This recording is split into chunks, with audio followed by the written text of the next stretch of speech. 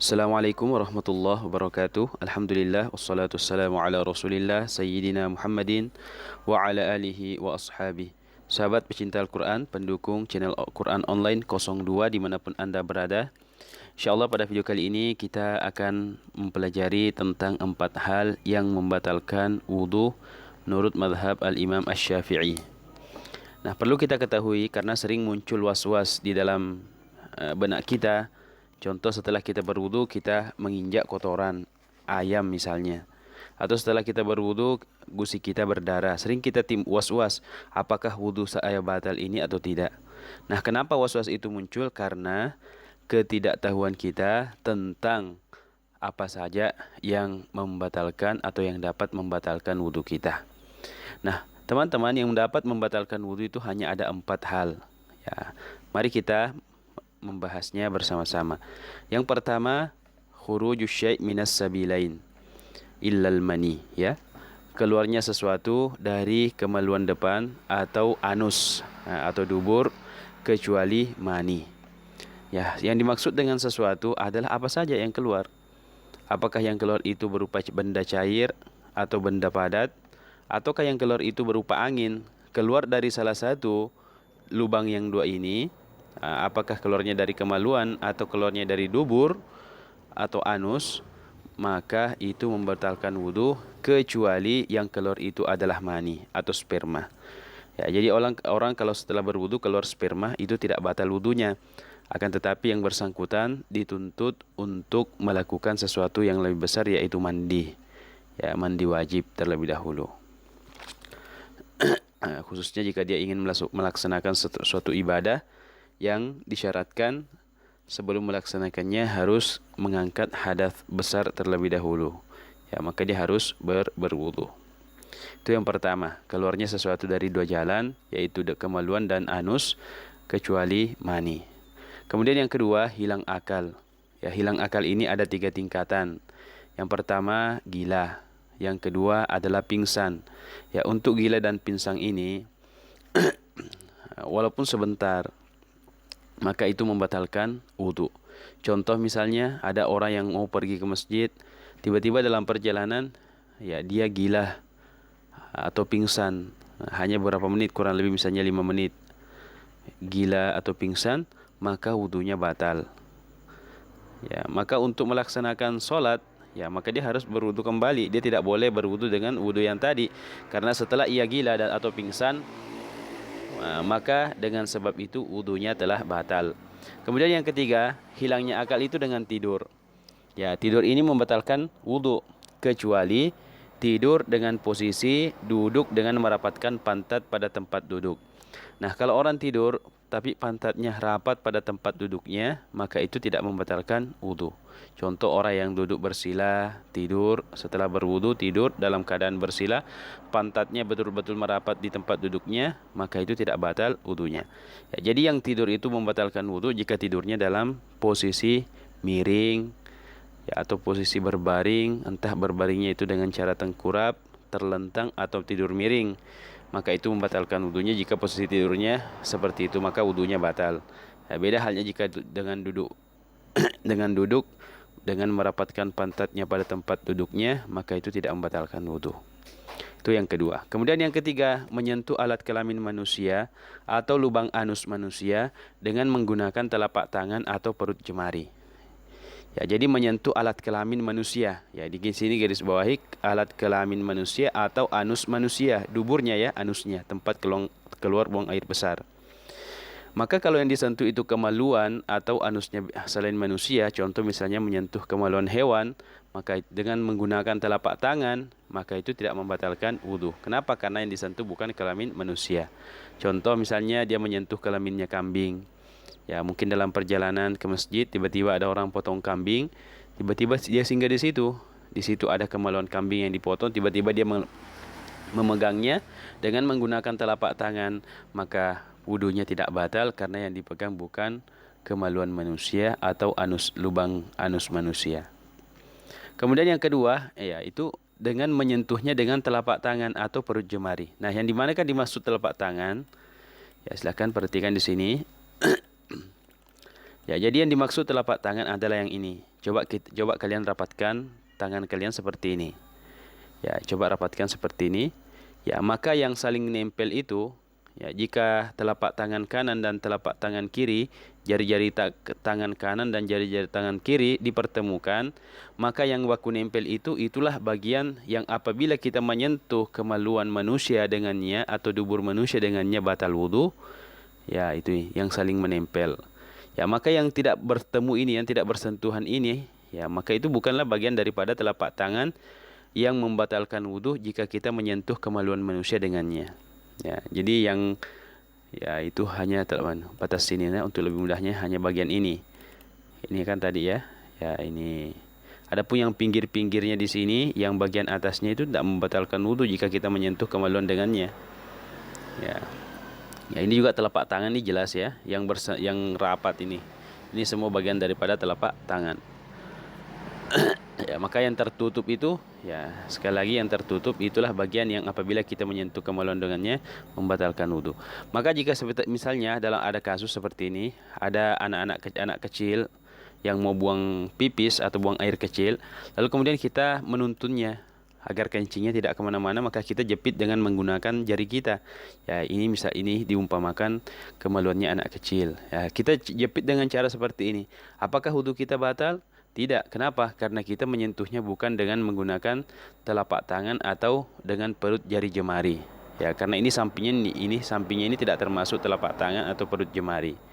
Ya, maka ini kalau seperti ini cara pegangnya kita tidak batal wudunya. Yaitu masalah telapak tangan. Kemudian yang ada beberapa catatan, baik yang disentuh kemaluannya itu masih hidup atau sudah mati. Ya, masih orang hidup atau orang mati. Kalau kita menyentuh kemaluannya dengan telapak tangan, batal wudu kita. Ya, kemudian yang kedua, baik kemaluan itu milik kita sendiri atau milik orang lain. Ya, milik kita sendiri. Contoh gatal misalnya, kita garuk dengan menggunakan telapak tangan yang kita sudah jelaskan tadi, maka wudu kita batal. Tapi kalau kita garuknya dengan punggung tangan, ya, atau selain daripada bagian telapak tangan tadi dan jari perut jemari tadi, maka wudu kita tidak batal. Ya, begitu juga milik orang lain ya, ini jelas ya. Sedangkan punya sendiri batal, apalagi punya orang lain. Jika kita memegangnya dengan telapak tangan, ya, misalnya sesama laki-laki. Kalau memegang punya perempuan ya itu lain lagi, karena nanti ada pembahasan khusus bersentuhan dengan lawan jenis. Kemudian yang ketiga, apakah yang dipegang kemaluannya itu anak kecil atau orang besar?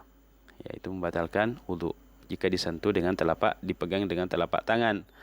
Yang selanjutnya, apakah dipegangnya itu dengan sengaja atau tidak? Ya, memegang kemaluan manusia itu sengaja atau tidak dengan menggunakan telapak tangan tadi, maka batal wudu. Ya, kemudian yang terakhir, baik kemaluan itu sudah terputus. Nah, contoh misalnya ada kasus mutilasi ya. Lalu kemudian dipisahkan kemaluannya dari tubuhnya. Tiba-tiba kita ikut juga dalam evakuasi jenazahnya, kita pegang potongan kemaluannya itu dengan telapak tangan yang tadi, maka wudu kita menjadi batal. Ya, itu. Kemudian di sini ada keterangan bahwa yang membatalkan wudu jika kita menyentuhnya dengan telapak tangan kita adalah hanya batang kemaluan. Ya, batang kemaluan itu yang mulai pangkalnya itu sampai ujungnya. Adapun jika yang disentuh dengan telapak tangan itu testisnya atau mohon maaf telurnya itu, ya, telurnya atau bulunya, maka itu tidak membatalkan wudu karena itu bukan bagian daripada kemaluan.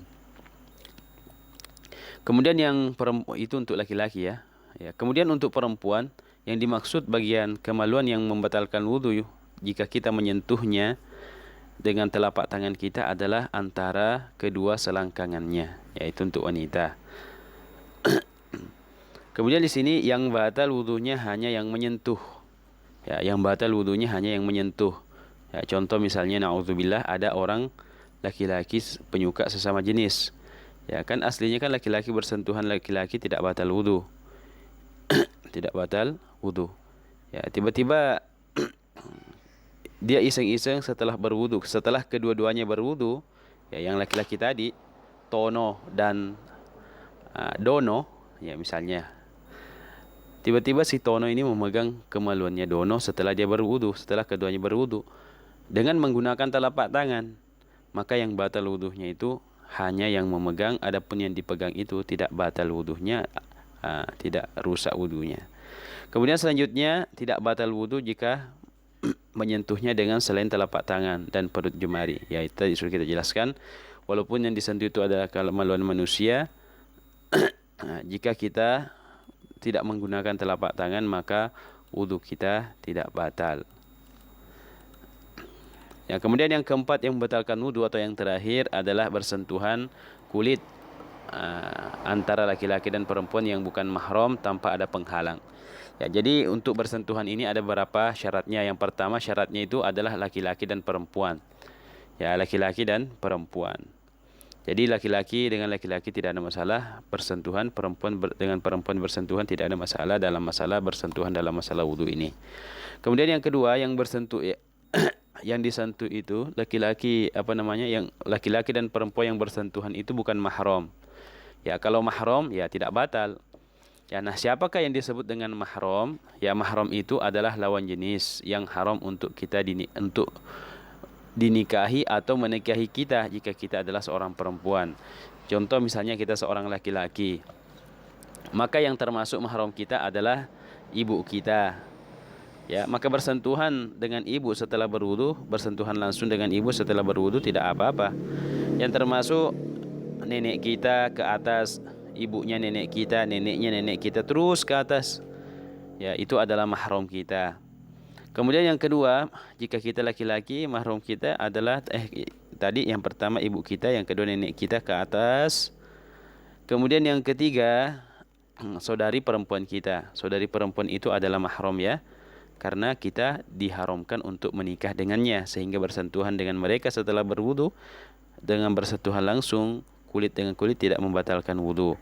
Anak perempuan itu juga mahram kita. Cucu perempuan kita itu juga mahram kita. Tante kita, jika kita seorang laki-laki, tante dari bapak, tante dari mama, itu adalah mahram kita. Maka bersentuhan dengan orang-orang yang merupakan mahram kita dari lawan jenis kita itu tidak membatalkan wudu. Ya, begitu juga dengan jika kita seorang perempuan, ya. Jika kita adalah seorang perempuan, maka yang termasuk mahram kita adalah ayah kita. Yang kedua kakek kita, ke atas bapaknya kakek kita, kakeknya kakek kita, terus ke atas. Itu adalah mahram. Kemudian saudara kita, saudara laki-laki kita ya, itu adalah mahram kita. Kemudian apalagi anak kemanakan laki-laki kita, anaknya saudara kita atau saudara kita yang laki-laki itu adalah mahram kita. Kemudian apalagi cucu kita ya, cucu kita juga adalah mahram kita, anak laki-laki kita juga adalah mahram kita, yang mana apabila kita bersentuhan dengan mereka tidak membatalkan wudu. Karena kenapa? Dia termasuk mahram. Ya, jadi mahram itu adalah orang yang haram untuk dinikahi. Itu lebih mudahnya seperti itu. Nah, adapun suami istri itu tidak termasuk mahram karena buktinya mereka bisa menikah. Ya, suami istri itu bukan mahram. Ya, sehingga dalam masalah bab wudu, jika mereka bersentuhan, wudunya batal. Ya, akan tetapi karena meskipun mereka bukan mahram, karena sudah terikat oleh pernikahan, maka mereka boleh berduaan atau bahkan melakukan hubungan yang lebih daripada itu, mohon maaf, melakukan hubungan suami istri. Akan tetapi dalam masalah wudu, dalam masalah bersentuhan ini, jika mereka bersentuhan tanpa ada pembatas, maka wudunya batal. Mana lagi? Kemudian yang ketiga, yang bersentuhan itu syarat yang ketiga yang bersentuhan kulit dengan kulit. Kalau kulit bersentuhan dengan rambut tidak batal, tidak batal keduanya. Contoh misalnya seorang suami istri, ya sesudah berwudu sang suami pegang rambut istrinya, tidak batal karena bersentuhan kulit dengan rambut, bukan kulit dengan kulit. Atau kulit dengan kuku, iseng-iseng pegang kuku istrinya sesudah keduanya berwudu, maka tidak ada yang batal. Kenapa? Karena yang bersentuhan kulit dengan kuku. Atau kulit dengan gigi, ya itu tidak batal juga. Ada suami setelah berwudu tiba-tiba dia lihat coklat di gigi istrinya, tiba-tiba dia pegang gigi istrinya dibersihkan dengan tangannya, wudunya tidak batal karena yang bersentuhan itu gigi dengan kulit. Ya, kecuali kalau saat dia membersihkan giginya tiba-tiba dia menyentuh kulitnya, ya batal. Ya itu. Jadi kulit dengan kulit. Kemudian yang keempat, tidak ada pembatas walaupun tipis. Ya, bersentuhan langsung antara laki-laki dan perempuan yang bukan mahram. Ya, bersentuhan langsung. Ya, kalau ada kain yang membatasi, meskipun itu sangat tipis, tembus pandang, itu tidak membatalkan wudu. Ya, demikianlah dalam mazhab kita Imam Syafi'i. Kemudian yang kelima, sama-sama sudah sampai batas membangkitkan syahwat. Contoh, misalnya ada seorang laki-laki dewasa bersentuhan dengan anak perempuan kecil, ya, yang belum membuat atau yang belum membuat kita bernafsu atau bersyahwat terhadapnya, maka itu tidak membatalkan wudu. Ya, itu bagi orang yang normal ya. Atau sebaliknya, ada seorang wanita dewasa bersentuhan dengan seorang anak laki-laki yang masih kecil, yang belum sampai batas membangkitkan syahwat, maka itu tidak membatalkan wudu. Ya, itu bagi orang yang normal. Beda sekarang kan banyak orang yang tidak normal, anak-anak naudzubillah diperkosa, anak-anak kecil dicabuli dan lain sebagainya, maka itu di luar dalam pembahasan ini, dari pembahasan ini. Ya, jadi bersentuhan itu syaratnya ada 5. Laki-laki yang bersentuhan itu laki-laki dan perempuan. Yang kedua, bukan mahram. Yang ketiga, yang bersentuhan itu kulit dengan kulit. Yang keempat adalah tidak ada pembatas walaupun tipis. Yang kelima, sudah sampai yang disentuh atau yang menyentuh itu sudah sampai batas membangkitkan syahwat. Ya, jadi itulah 4 hal yang membatalkan wudu. Ya, kita ulang sekali lagi. Yang pertama, keluarnya sesuatu dari kemaluan atau anus. Yang kedua, hilang akal dengan sebab gila, pingsan atau tidur. Ya, tidur kecuali tidur dalam keadaan duduk yang rapat pantatnya di tempat duduknya, maka itu tidak batalkan wudu. Kemudian yang ketiga, menyentuh alat kelamin dengan lubang dubur manusia dengan menggunakan telapak tangan. Ya, dengan penjelasannya tadi. Kemudian yang terakhir adalah bersentuhan kulit antara laki-laki dan perempuan yang bukan mahram dengan 5 syarat yang telah kita jelaskan ini. Ya, itulah beberapa 4 hal yang membatalkan wudu di dalam mazhab kita Al-Imam Asy-Syafi'i. Maka kalau ada orang yang bertanya, Pak Ustadz, apakah batal wudu jika kita makan setelah berwudu? Ya, maka jawabannya tidak, karena tidak masuk dalam 4 kategori tadi. Atau ada yang bertanya, apa setelah kita berwudu tiba-tiba gusi kita berdarah, atau kita berbekam setelah berwudu, apakah wudu kita batal? Tidak. Kenapa? Karena tidak masuk kategori 4 hal yang membatalkan wudu.